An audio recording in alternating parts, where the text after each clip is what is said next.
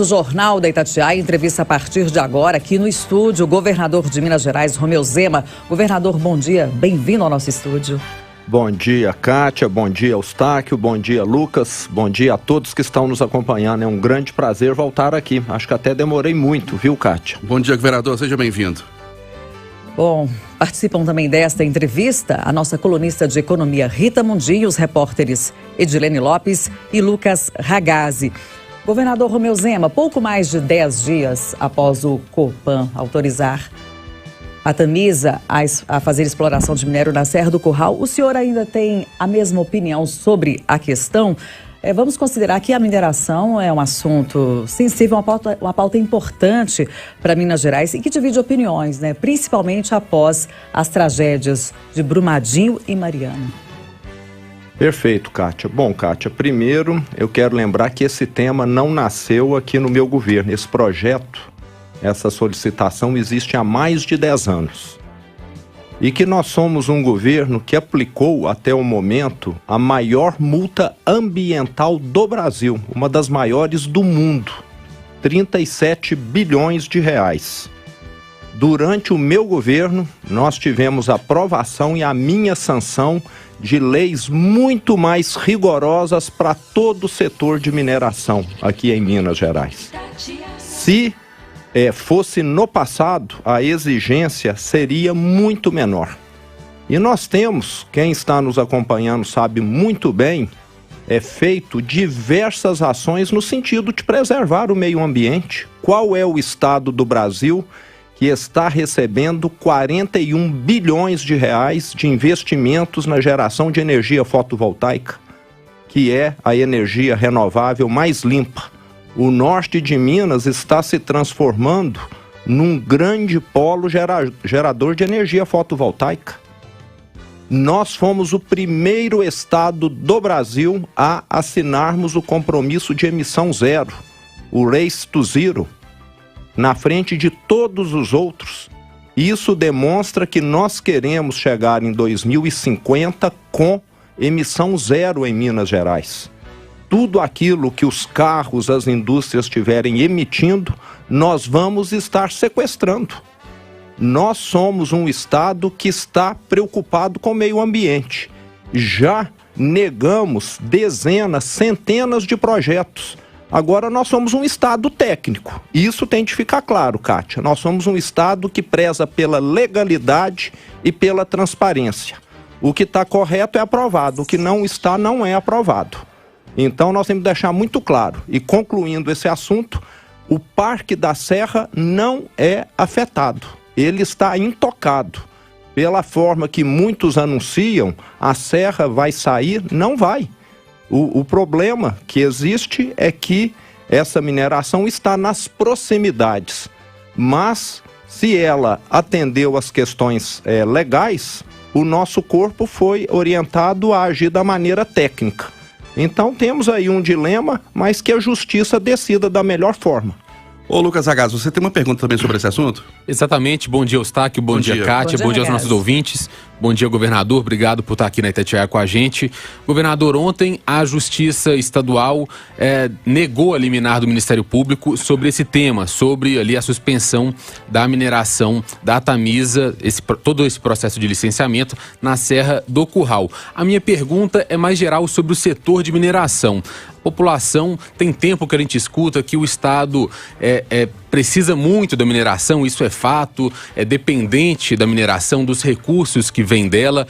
Eu queria saber do senhor como é que é a questão da diversificação também de receita de outras áreas do Estado. Recentemente, o senhor foi com o secretário Fernando Passalio lá no sul de Minas anunciar a fábrica de uma cervejaria que vai ficar em Minas Gerais. O que dá para fazer e o que tem sido feito para essa diversificação de receita, para não depender também somente da mineração? Lucas, você tocou num ponto extremamente importante. Nós temos procurado e temos conseguido atrair investimentos no nível recorde para Minas Gerais e com projetos que não são de mineração. Nós queremos que o Estado dependa cada vez menos desse setor. Estou sempre em contato com o prefeito de Itabira, que é uma cidade emblemática nesse caso, porque a vida útil da mina lá é para mais 10, 15 anos e a cidade vai precisar encontrar uma outra vocação. Então, Minas hoje está tendo uma economia cada vez mais diversificada. Vamos estar inaugurando, entregando no segundo semestre a fábrica da LD Celulose Solúvel no Triângulo Mineiro, um investimento de 6 bilhões de reais. E isso significa, como muitos outros, a cervejaria que você mencionou na cidade de Passos e muitos outros empreendimentos, a energia fotovoltaica, a fábrica de carros elétricos aqui em Nova Lima, da Bravo, um investimento em energia limpa também, porque o futuro é o carro elétrico. Então nós queremos que o Estado dependa cada vez menos da mineração. Se eu pudesse falar, nós queremos aqui só ter reflorestamento, só ter produção de flores, é o que eu gostaria. Mas o Estado, infelizmente, ainda depende de atividade minerária, mas que ela seja feita com o maior critério. E se fizer errado, vem outra multa de 37 bilhões, como nós já aplicamos. Não é multinha pequena igual acontecia no passado, não. É multa dolorida mesmo, é multa que a empresa vai passar alguns anos para poder pagar. Então, vale lembrar, nós estamos sendo muito mais rigorosos do que qualquer outro governo com o meio ambiente. Quando nós tivemos a tragédia de Mariana, que foi um volume muito maior, que foi lá para o Oceano Atlântico, qual foi o valor da multa? 10 vezes menor o que nós aplicamos. Então eu quero responsabilidade, quero legalidade, e é isso que nós estamos fazendo, e com transparência. Nós não temos nada o que esconder, eu não tenho rabo preso com ninguém, não tenho na minha família, não tenho ninguém fazendo mineração, não conheço mineradores, e trato todos igualmente, com critérios técnicos. Governador, nós vamos agora a Brasília. A repórter Edilene Lopes vai falar com a gente agora diretamente lá dos nossos estúdios. Vai cumprimentar o senhor e tem uma pergunta. Oi, Edilene, bom dia. Bom dia, Kátia. Bom dia a todos. Bom dia, governador. Governador, recentemente esteve aqui em Brasília para tratar justamente da repactuação do acordo em relação ao rompimento da barragem da Samarco em Mariana. Agora há pouco o senhor falou sobre a indenização de 37 bilhões de reais em relação ao rompimento em Brumadinho. A expectativa para o fechamento do acordo de Mariana, que é mediado pelo CNJ aqui em Brasília, é de fato fechar em junho, e já se fala sobre valores. Quais são os valores que estão na mesa? Qual que é a expectativa para o valor dessa indenização em relação a Mariana? Edilene, bom dia. Realmente eu estive em Brasília semana passada, Edilene, para estar tratando desse assunto, juntamente com representantes do Estado do Espírito Santo e também do governo federal. Edilene, as tratativas estão avançando, nós estamos otimistas, apesar de algumas divergências. Eu diria que Espírito Santo e Minas Gerais estamos muito alinhados na questão de como conduzir o acordo, mas o governo federal tem algumas posições que divergem de nós. Quais? Principalmente o seguinte, eles estão nos atendendo, dizem que iriam passar as informações. Da mesma maneira que o termo de reparação da tragédia de Brumadinho, Edilene, não veio 1 centavo dessa multa para os cofres do nosso governo. E o que eu disse é o seguinte, eu quero esse acordo da tragédia de Mariana, mas quero que tudo se transforme em melhoria para o cidadão. São estradas, são hospitais, são postos de saúde, são reformas de escola, saneamento básico principalmente e zero para o Estado. E a União apresentou um valor, mas não apresentou aonde vai aplicar. Eu falei, eu quero tudo. Edilene, eu não tenho aqui os dados em mãos, e são vários valores, mas não demonstrou aonde vai aplicar. Então ficaram de fazer essa relação. E também não ficou claro por parte da União, e nós exigimos, Minas e Espírito Santo, que todo o valor que a União receber seja aplicado em Minas e Espírito Santo, de acordo com a proporção do estudo da Fundação Getúlio Vargas, que apurou 62% do valor do acordo para Minas e 38% para o Espírito Santo. O valor não existe ainda, porque agora que representantes dos 3 entes vão iniciar uma conversa com a empresa ou com as empresas. não sei se é com a própria Samarco ou se são com as acionistas BHP e Vale.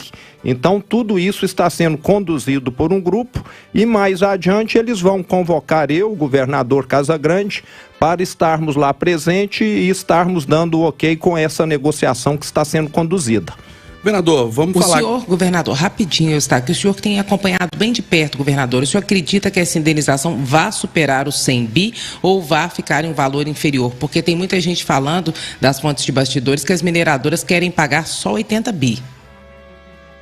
Edilene, pelo que eu acompanhei, não estou assim tão a par de valores, vai superar o 100 bi, vai superar, até porque foi uma tragédia em termos de volume, de calha do rio afetada, muito maior do que a tragédia de Brumadinho. Governador, vamos falar agora de Covid-19, porque a gente vive um outro momento agora em relação à pandemia, depois de 2 anos aqui no Brasil, aqui em Minas Gerais. Minas Gerais, fim da obrigatoriedade do uso de máscaras em locais abertos, em locais fechados, redução do número de casos, de mortes. Nesses 2 anos, a Covid deixou algum legado para Minas Gerais? A gente pode tirar algo de positivo depois desses 2 anos? Eustáquio, com toda certeza, nós temos um legado positivo da pandemia. São hoje 590 leitos de UTIs a mais para o povo mineiro, que passa a ter um sistema de saúde mais fortalecido. Além das UTIs, nós adquirimos muitos equipamentos que estão disponíveis, como os respiradores. Recentemente adquirimos 106 tomógrafos, distribuindo os mesmos por todo o estado. E a saúde sai fortalecida, mas nós criamos um problema na pandemia, no Brasil todo, no mundo todo. Durante o período de 2 anos, o que aconteceu? Todos os leitos, todo o esforço do sistema de saúde ficou direcionado basicamente para pacientes Covid. E pessoas que precisavam de uma cirurgia eletiva, lembrando que cirurgia eletiva é aquela que pode esperar, tipo uma cirurgia ortopédica, uma cirurgia no aparelho reprodutor feminino, que não tem nenhuma necessidade urgente, mas que causa desconforto, causa dor, etc. no paciente, essas cirurgias ficaram aguardando. E a nossa fila, em todo o Brasil, só aumentou. Então hoje nós temos urgência em fazermos com que essa fila comece a andar novamente. E lançamos em dezembro do ano passado o Opera Mais, que é o nosso programa para fazer com que essas pessoas sejam atendidas com mais agilidade. 204 milhões de reais foram destinados para essas cirurgias eletivas e nós temos agora de correr atrás do tempo. É muita gente sofrendo, com dor, com desconforto, às vezes até poderia estar tendo condição de trabalhar e não está tendo porque a situação não permite. Então é necessário agora nós corrermos atrás desse prejuízo que se acumulou durante a pandemia. E eu aproveito aqui para fazer um apelo para todos que estão nos escutando que coloquem a vacinação em dia. Hoje cada vez é mais raro a internação, o óbito, mas nós temos acompanhado e geralmente são pessoas que não fizeram o procedimento completo. Eu tomei as 2 doses, a dose de reforço e peço para quem está nos escutando, para quem é pai, que leve o seu filho, porque ficou provado, é a imunização que resolve. Nós estamos voltando para essa vida normal agora, graças a Deus, depois de 2 anos aí de uma turbulência enorme, de sofrimento, de perdas de vidas, devido ao andamento da vacinação. Então vamos ser responsáveis, podemos praticamente zerar esse número em Minas Gerais se todos tiverem essa responsabilidade. Rita Mundim, a sua pergunta ao governador, bom dia para você. Bom dia, Eustáquio, bom dia a todos, bom dia, governador. Bom dia, Rita. O seu slogan é governo diferente, Estado eficiente, foco na gestão. Uma mudança de modelo, trazendo a iniciativa privada para protagonizar os investimentos. Eu gostaria de juntar o Tico com o Teco. Com esse modelo, o seu governo conseguiu bater o recorde na atração de investimentos, na geração de empregos e trouxe um clima, um ambiente de prosperidade para o Estado, apesar da pandemia. Mas lá na ponta do cidadão, o que o senhor tem a dizer que como que esse modelo mudou a prestação dos serviços públicos essenciais, saúde, educação e segurança. Bom dia, Rita. Prazer escutá-la. É uma grande satisfação. Rita, eu quero dizer para você que eu tive a oportunidade de assistir já diversas vezes mudanças na vida das pessoas. O que o nosso governo mais quer é oportunidade, é esperança para as pessoas. Numa visita que eu fiz há 30 dias atrás ao Vale do Jequitinhonha, mais especificamente Araçuaí, eu pude assistir o que está acontecendo com essa atração de investimentos que nós estamos conseguindo trazer para Minas Gerais em nível recorde.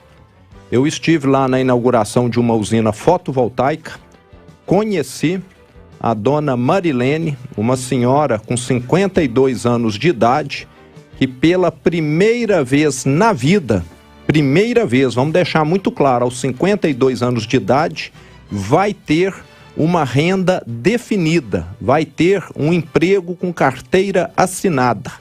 Ela sempre viveu de bico, ela sempre viveu de catar material reciclável por falta de oportunidade. E o que nós mais queremos, Rita, é dar essa dignidade para as pessoas. As pessoas muitas vezes se submetem a receber uma cesta básica, a receber um auxílio emergencial, mas eu que vou no chão de fábrica, que converso, sei perfeitamente que o que elas querem é um emprego digno. É poder, no dia que recebe, passar num supermercado e falar: hoje eu vou levar um chocolate para os meus filhos. Isso é que nós queremos dar para o povo mineiro. E é lógico, Rita, que com toda essa movimentação econômica que esses investimentos geram, o Estado começa a ter uma melhor arrecadação e, consequentemente, conseguir fazer investimentos, como está acontecendo nesse momento agora. Nós lançamos o Provias há 60 dias atrás, 2,150 bilhões de reais que serão investidos na recuperação das estradas que estão em pior estado de conservação. E isso é só o início, Rita, porque nós temos 27 mil quilômetros em Minas, estamos recuperando 2.500.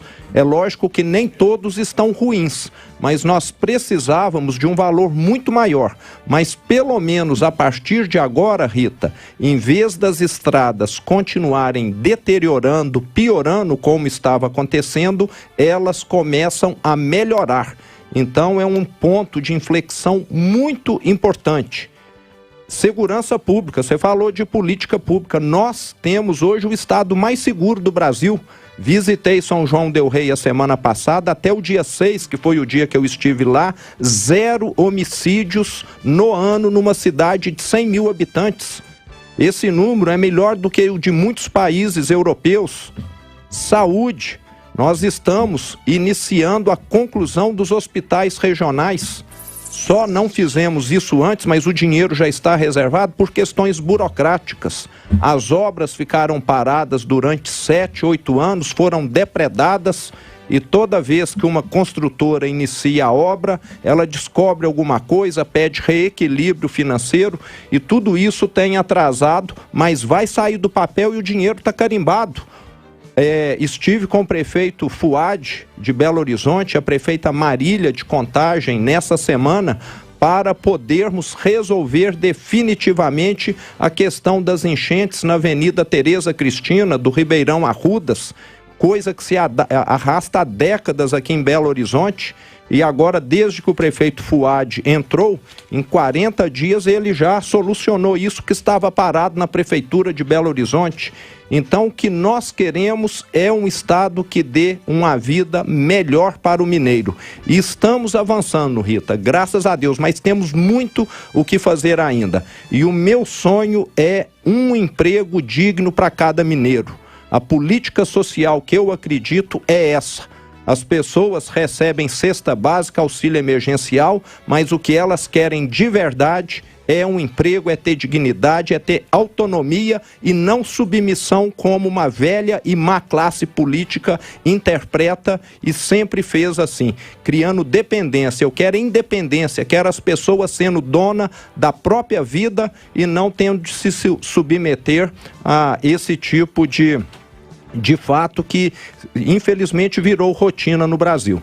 Governador, como o senhor nessa fala recente agora falou sobre emprego, geração de renda para as pessoas, em relação àqueles setores que ainda sofrem com a pandemia, vocês têm um diagnóstico? Existe alguma iniciativa nesse sentido de um incentivo para aqueles setores que ainda estão sofrendo e neste momento em que quem ainda está sofrendo prejuízos, agora vê os efeitos da alta do diesel, né? E como é que o senhor avalia também essa questão dos combustíveis? Kátia, eu fico muito feliz de ver aqui em Minas Gerais a recuperação dos setores que mais foram afetados pela pandemia. Inclusive, eu iria, nesse final de semana, a Catas Altas, para participar lá de um evento do vinho de Jabuticaba. E a informação que eu tenho é que todos os hotéis da cidade lotados. E isso tem acontecido com frequência na maioria das cidades turísticas do estado. E nós temos de lembrar que o setor de turismo foi um dos mais afetados. Nós tivemos uma grande quantidade de hotéis que, infelizmente, não sobreviveu à pandemia, chegaram a fechar as portas, mas estamos vendo esses estabelecimentos reabrirem. O setor de eventos, a mesma coisa. Eu que moro ali na Pampulha, passo perto do estádio Mineirão e sempre está tendo eventos. Às vezes até com shows de madrugada que você fica escutando de longe. E isso não estava acontecendo, e tudo lotado, pelo que eu tenho conhecimento. Então o setor está voltando com força total. Infelizmente, muitas empresas deixaram de existir. Algumas não conseguiram sobreviver. Mas nós estamos trabalhando, dando total apoio através da Secretaria de Turismo e Cultura para que essas atividades retomem com força total. E Minas tem feito um belíssimo trabalho, pelo que nós temos acompanhado. Estamos atraindo mais turistas do que outros estados, crescendo, recuperando de maneira muito mais acelerada. Para aqueles que são mais ligados aí à tecnologia, que usam o Booking, que é um aplicativo de reserva de hotel, está lá a classificação dos melhores 10 destinos do mundo. Dentre os 10 melhores do mundo, 3 são de Minas Gerais. Então, nós temos investido muito nessa atividade, que é uma atividade limpa, que é uma atividade que traz renda. Temos agora investimento na preparação de pessoas através do Trilhas de Futuro, que estamos formando 140 mil técnicos da rede pública, via alunos da rede pública que frequentam escolas particulares, incluindo aí técnicos na área de turismo, de gastronomia, etc. Então, Minas vai se transformar num polo turístico, mesmo não tendo praia, vale lembrar, né? Não temos praia, mas temos cidades históricas como nenhum outro estado, temos lagos, temos muitas montanhas, muita comida boa e principalmente um povo acolhedor. Com relação ao preço do diesel, o que nós temos assistido, isso é um fenômeno mundial nos últimos 2 anos, é um aumento do petróleo. Hoje, no mundo todo, qualquer pessoa gasta uma proporção maior do salário ou do faturamento da sua empresa para poder adquirir combustível. E no Brasil nós ainda tivemos um agravante, além do petróleo ter encarecido, o fato do dólar ter se valorizado perante o real agravou esse problema. Mas aqui em Minas, Kátia, você acompanha, sabe que desde outubro do ano passado nós congelamos o ICMS, porque o governo federal erroneamente disse que os estados eram culpados pelo aumento da gasolina, do etanol, do diesel. Nós congelamos. O que aconteceu? A Petrobras continua subindo o preço e o consumidor pagando mais caro, mesmo com o ICMS congelado. E vale lembrar que nós não estávamos ampliando o ICMS, não. Só que 10% sobre R$ 5,00 é diferente de 10% sobre R$ 6,00. A alíquota sempre foi a mesma, mas mesmo assim nós temos reduzido a alíquota, congelando o valor por litro. E mesmo assim a Petrobras continua aumentando o valor. No meu entender, Kátia, o grande problema que nós temos no Brasil é esse. Uma empresa que tem monopólio, que faz tudo. Ela dita as regras. No dia que nós tivermos aqui mais concorrência, uma Petrobras dividida em 3, em 4, em 5, muito provavelmente essa concorrência vai fazer com que o preço para o consumidor melhore. O que aconteceu com telefonia celular. Quem aqui tem 40 anos ou mais está nos escutando sabe que no passado nós só tínhamos Telemig celular. Quem queria pagava aquele preço. Depois que veio concorrência, hoje você tem opções. Então o que o Brasil precisa é de mais concorrência. 7h32, estamos conversando ao vivo com o governador Romeu Zema aqui no Jornal da Itatiaia, transmitindo também pelo YouTube, e vamos falar de política agora. Lucas Ragazzi tem uma pergunta para o governador. Primeiro eu fiquei curioso com esse vinho de jabuticaba que o governador citou aí, depois eu vou procurar saber. Governador, aqui na Itatiaia a gente apura 24 horas, principalmente essas questões políticas, de bastidores, informações, e desde ontem à noite a gente tem acompanhado muito de perto uma situação envolvendo o PSD, o senador Alexandre Silveira, que pode aceitar a liderança do governo Bolsonaro no Senado. Isso implicaria diretamente a disputa aqui em Minas Gerais, a disputa principalmente por conta do principal rival do senhor, o ex-prefeito Alexandre Calil, que é do PSD, e está tentando fazer uma aliança com o Lula aqui em Minas Gerais, e com o presidente do partido, Alexandre Silveira, virando líder do Bolsonaro no Senado, complicaria para o Calil fazer essa aliança com o Lula. Eu queria uma análise sua, como é que o senhor observa esse cenário eleitoral, essa situação acontecendo com o Calil dificilmente conseguindo se colocar junto ao Lula? Isso facilita para o senhor a eleição? Isso dificulta de alguma forma? Como é que o senhor está vendo, assistindo todo esse contexto político acontecendo? Lucas, eu estou muito focado em resolver os problemas dos mineiros.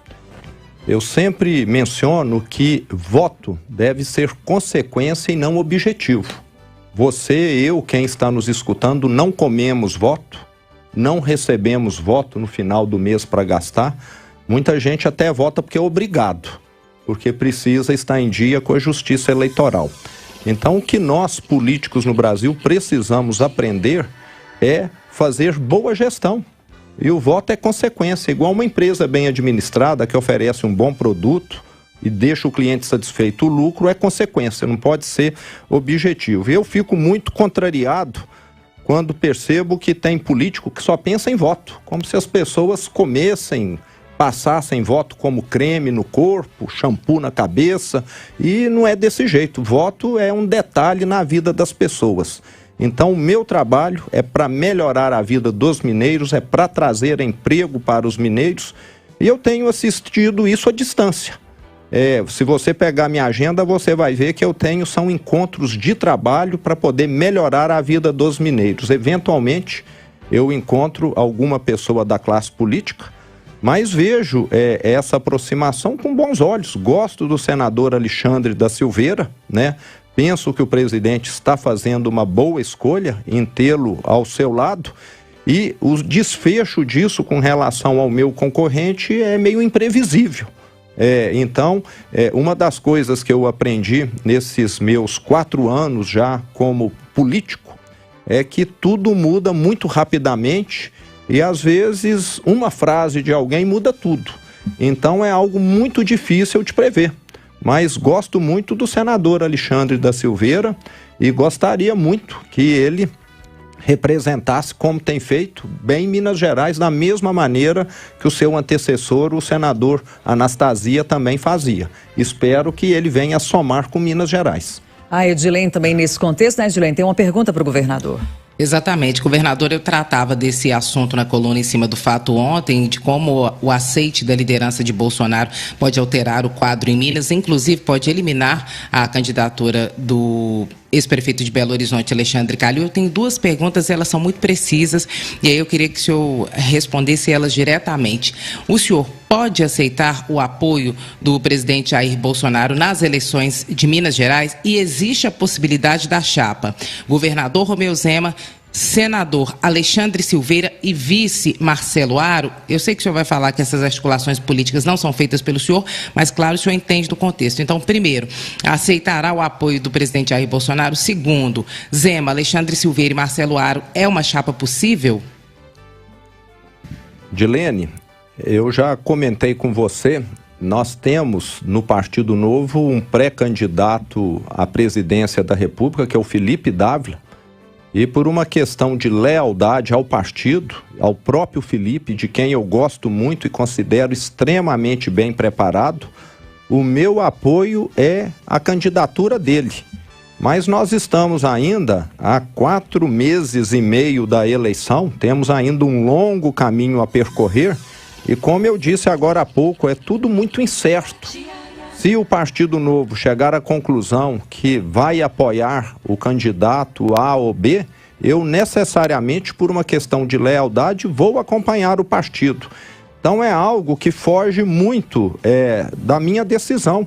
Eu quero apoiar um candidato que traga o bem para o Brasil. Ontem mesmo eu também fui questionado se me darei bem com um candidato eleito, se for A, B ou C. Eu falei, eu vou me dar bem com qualquer presidente que vier a ser eleito no Brasil. Da mesma maneira que eu me dou bem com os 853 prefeitos de Minas Gerais, independentemente de partido. Estava, como eu disse antes de ontem, com a prefeita Marília de Contagem, que é do PT. Alguém pode falar, o governador tem um partido que é muito diferente da prefeita, mas respeitamos Contagem, estamos fazendo aquilo que é melhor para Contagem e agora também por Belo Horizonte. Infelizmente, na gestão passada, nós tínhamos um prefeito em Belo Horizonte que nos considerava distantes. Com a chegada do FUAD, as obras de recuperação da cidade começam a acontecer. Dependia só da prefeitura. Então, eu sou um governo aberto, um governo que quer o bem para os 21 milhões de mineiros e não que quer o bem para um grupinho de políticos, que é o que sempre aconteceu no passado, privilegiando alguns, perseguindo outros. No meu governo não tem nem perseguição e nem privilégio, tem aquilo que faz bem para o povo mineiro. Chapa Zema, Alexandre Silveira e Marcelo Aro está descartada ou é possível? Edilene, nesse momento, eu te diria que tudo é possível. É o que eu falo. Nós estamos num baile, dançando e conhecendo as pessoas. Qualquer namoro pode surgir e virar casamento no futuro. Então, tudo é possível nesse momento. E outros nomes, a mesma coisa. Então, nós temos aí uma série de acordos, alianças sendo construídos pelo nosso secretário Igor Eto, e tudo vai depender de como esses acordos vierem a ser costurados nesses próximos 60 dias.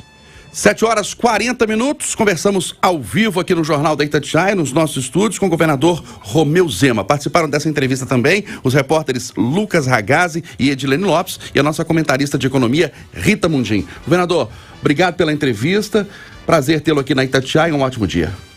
Eu é que agradeço, Eustáquio, Kátia, Lucas, foi um grande prazer estar aqui com vocês, espero não ficar tanto tempo longe. Estou com saudades do Eduardo Costa, que há tempos não tem a oportunidade de conversar com ele. E quero encerrar aqui deixando muito claro para quem nos acompanhou. Minas está melhorando, mas nós ainda temos muito o que fazer. Como eu disse, temos muito o que melhorar ainda na saúde, nas rodovias do estado. E queremos, o meu grande sonho, Eustáquio, é um emprego digno para cada mineiro, que todo mineiro venha a ter condição de ter uma renda definida, sabe que no final do mês vai estar recebendo. É nisso que nós estamos trabalhando. Já atraímos 224 bilhões de reais de investimentos privados. Quando a gente fala um número desse, nós não temos noção, ninguém tem. Mas eu pedi para fazer um cálculo e queria encerrar aqui com esse cálculo. Se um caixa de banco recebesse esse depósito em notas de R$100, adivinha quantos anos ele ia ficar contando para poder concluir esse depósito? Quantos anos? 450 anos. É o que Minas recebeu de investimento. 450 anos em nota de 100 para poder contar o que nós já traímos aqui para Minas Gerais. E sem ir no banheiro e sem tomar café. É o tempo inteiro contando dinheiro.